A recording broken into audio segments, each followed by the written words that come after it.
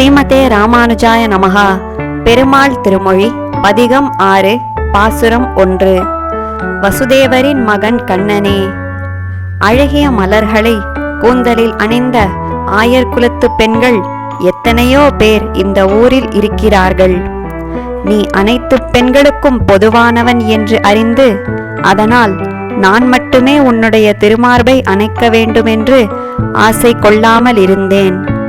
ஆனால் நீ என்னிடம் உன்னைத் தவிர எந்த பெண்ணையும் எனக்கு தெரியாது என்று உன்னுடைய பொய்யான வார்த்தைகளை கூறினாய். அதனால் பெரிய மழை போல் பெய்கிற பனியில் யாராவது பார்த்து விடுவார்களோ என்று கூச்சப்பட்டு பயத்திலும் குளிரிலும் நடுங்கி யமுனை நதியில் பெரிய மணல் மேட்டில் உன் வருகையை எதிர்பார்த்து பொழுது விடியும் வரை நின்றிருந்தேன். பாசுரம் 2. தாமோதரனே, என் வீட்டிற்கு கிழக்கில் இருக்கும் வீட்டில் ஒளியுடன் கூடிய மீன் போன்ற கண்களை கொண்ட அழகான பெண் இருக்கிறாள். அவள் தனியே தயிர் கடைந்து கொண்டிருந்தாள். அதை பார்த்த நீ, நானும் உன்னுடன் சேர்ந்து சீக்கிரம் தயிர் கடைந்து தருகிறேன் என்றாய். திருட்டு பார்வை பார்த்து அவள் அருகே சென்றாய்.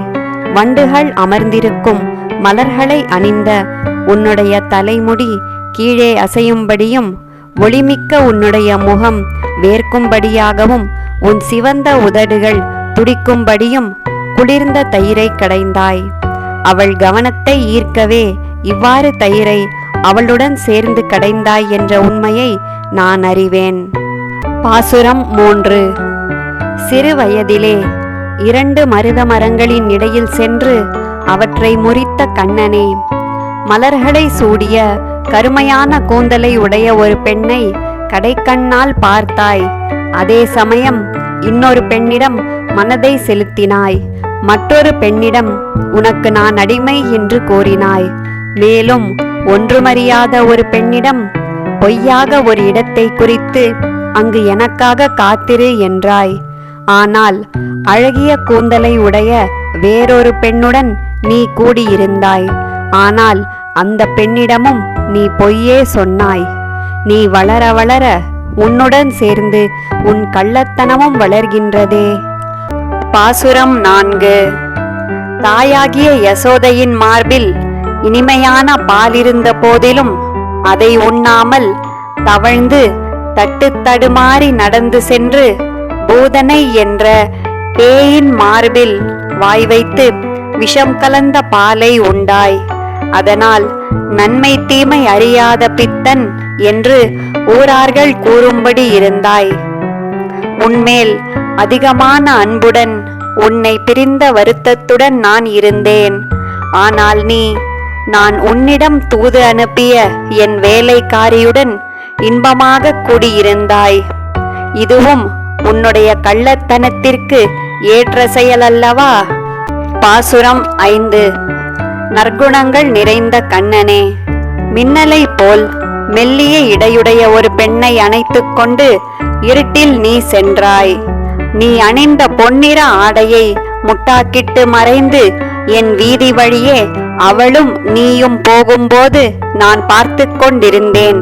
மேலும் வழியில் கண்ணில் தென்பட்ட வேறொரு பெண்ணை உனக்கு ஆட்படும்படி கஞ்சாடை காட்டி அந்த இடத்திற்கு வந்துவிடு என்று கையாலே காண்பித்தாய். அதையும் நான் பார்த்து கொண்டிருந்தேன். ஒன்றுமறியாத அந்த பெண்ணை விட்டு இப்போது என்னிடம் எதற்காக வந்தாய்? நீ அவளிடமே செல். பாசுரம் 6. மல்லர்களுடன் சண்டை செய்த வலிமையான தோள்களை உடைய வசுதேவர் மகனே, அன்றிரவு பெரிய பாவியான நான் தூங்கத் தொடங்கியவுடன் நடுசாமத்திலே நாம் இருவரும் படுக்கக்கூடிய இனிமையான படுக்கையில் என்னை தனியாக படுக்கவிட்டு நீ சென்று விட்டாய். என்னை அணைக்க வேண்டிய அந்த இரவில் என்னை விலகிப்போய் அன்று இரவும் மறுநாளும் மற்ற எல்லா ஆய்ச்சியர்களுடனும் அணைந்திருந்து வந்தாய். இப்படிப்பட்ட நீ இப்போது எதற்காக என்னிடம் வந்தாய்? என் தலைவனே, என் அருகில் வராதே, கிளம்பி சென்றுவிடு. பாசுரம் 7. படங்களை உடைய ஆதிசேஷன் என்ற பாம்பு படுக்கையில் பள்ளி கொள்பவனே, நற்குணங்கள் நிறைந்த கண்ணனே, முன்பு போல் உன் பொய்ப்பேச்சில் அகப்படுபவர்கள் நாங்கள் இல்லை. நீ விரும்பும் மையணிந்த கருவண்டு போல் ஒளி பொருந்திய கண்களை உடைய பெண்களும் நாங்கள் இல்லை. எங்கள் இருப்பிடத்திற்கு வருவதை நீ தவிர்த்துவிடு. அழகிய உன்னுடைய ஆடையையும் திருமுகத்தையும் சிவந்த கோவைப்பழம் போன்ற உதடுகளையும் அழகிய மயிர்முடியையும் கண்டு மயங்கி உன் பொய்களை மெய்யென்று நம்பி முன்பு பட்ட பாடே போதும். மறுபடியும் பொய் பேசாமல் இந்த இடத்தை விட்டுச் செல். பாசுரம் 8. இந்த இடத்திற்கு வந்துவிடு என்று என்னிடம் ஒரு இடத்தை கூறினாய்.